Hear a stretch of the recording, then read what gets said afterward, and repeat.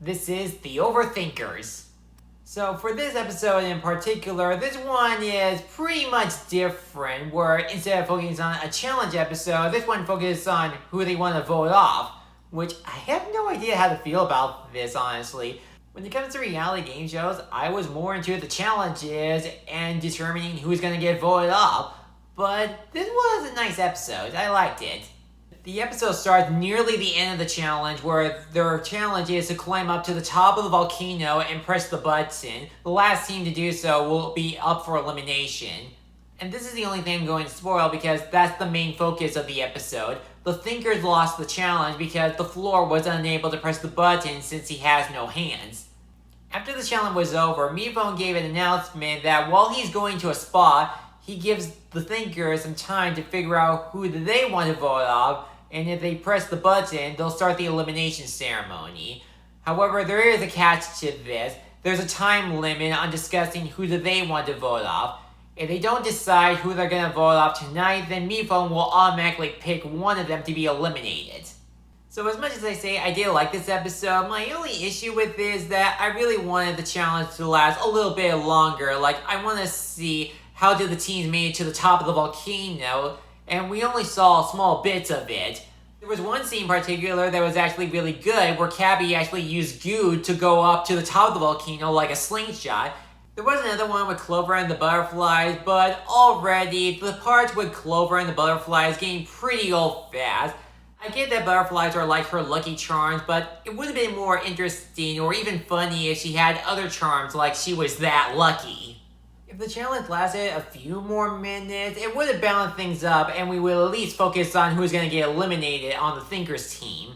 Now keep in mind, this is not the first episode of Inanimate Insanity that did not focus on a challenge. In Season 2, there was an episode where Lightbulb and Tetsu went back in time, and they alter history where Salt and Pepper are now the new hosts of Inanimate Insanity, and they meet these new cast of contestants like a bandana, a seashell, a black hole, a stoplight, a kumquat, and a few other colorful characters. And while they did not focus on the painting challenge in that episode, it was still a really good episode because there was a nice interactions between Lightbulb and Tetsu, and there was a lot more depth into Lightbulb and even Paintbrush.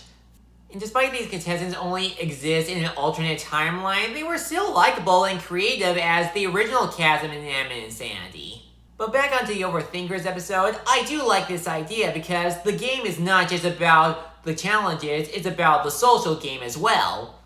You see, when the Thinkers start discussing who do they want to vote off, they decide who they want to vote for, what's best for their team, or for their personal game. It's not just about who performed the worst in today's episode, it's all about what's best for their game or the team. And when they start pointing fingers at each other, it does show the pros and cons for each contestant on staying in the game.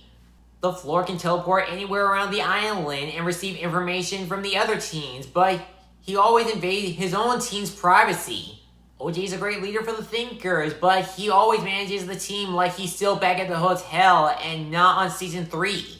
Candle has amazing power and helps bring the team together, but that sort of power could end up making her a legitimate threat in the merge later. Yin Yang is reckless like always, but if they vote him off already, this would miss the other contestants' chance of voting out a legitimate threat to their game. It shows in this episode that not all members of the Thinkers are safe from elimination. Another thing I like for this episode is that it does present some unique social game, particularly around Silver Spoon and Candle. Silver Spoon got some information about the viewer votes from Cabby, which clearly shows that the viewer voting immunity does play a major impact in this episode for the first time ever. The way that he used the viewer's vote advantage was pretty smart because he gets to trick the other contestants on who they want to vote off, who's going to guarantee to win immunity from the viewers, while he decides who he wants to vote off for, which is best for his game.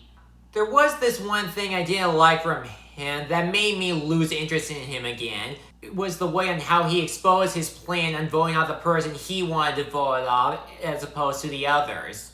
I understand why he picked that person to be voted off, but when he presented it to everyone, he just sounds pretty selfish.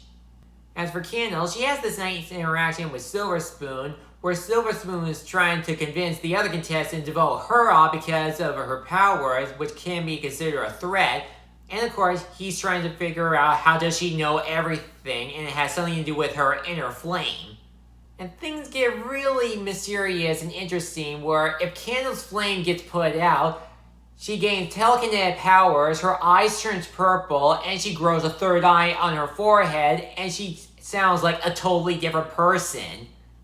I really did like this one scene where Silver Spoon and Candle were flying in the air, and she tried to tell Silver Spoon how she can get his inner flame, but then it immediately cuts back to them on the ground and with the other thinkers talking about who do they want to vote up.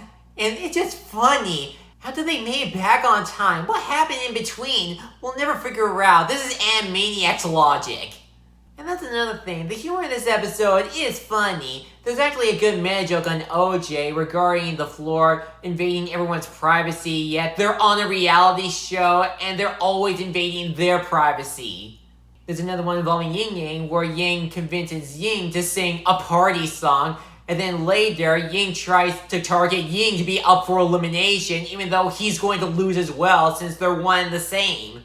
So, was this episode good? Yeah. Were there any problems? Yeah, like the challenge should have lasted a few more minutes and we would see more of the other team members like the Sinkers and the Pinkers.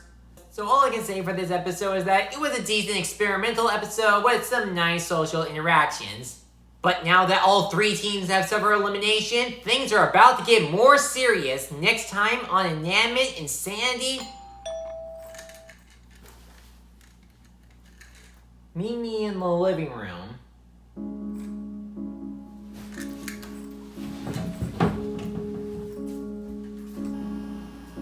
Okay then, I'm here, so... Oh, you have got to be kidding me.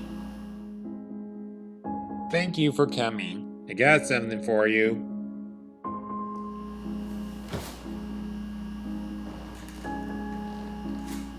Relax, this one is still fresh.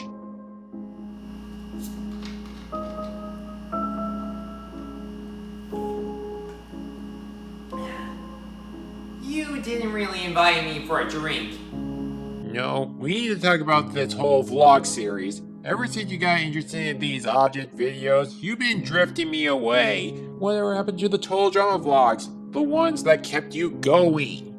Look, I'm sorry, but the truth is, I don't miss doing these vlogs for Total Drama. What's the point of doing these vlogs for this spin-off when I'm obviously going to give out the same thoughts over and over again? They're either unfunny, disgusting, inconsistent, cringy, or completely boring. Yeah, I found a few good episodes like Duck Duck Juice, the Quiet Game episode, and that cousin episode with Lil Ella and Matt.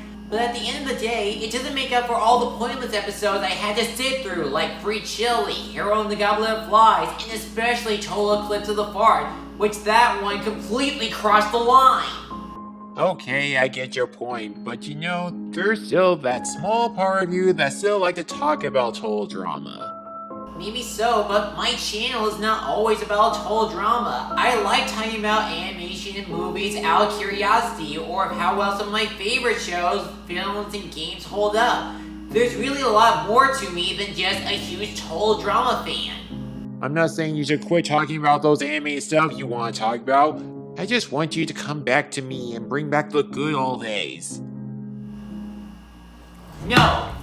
I don't want to catch up with these Drama-Rama episodes anymore. Even when Season 3 introduced younger version of Lightning and Sugar, it's too little too late for me to care about anything that's happening in this spin-off series.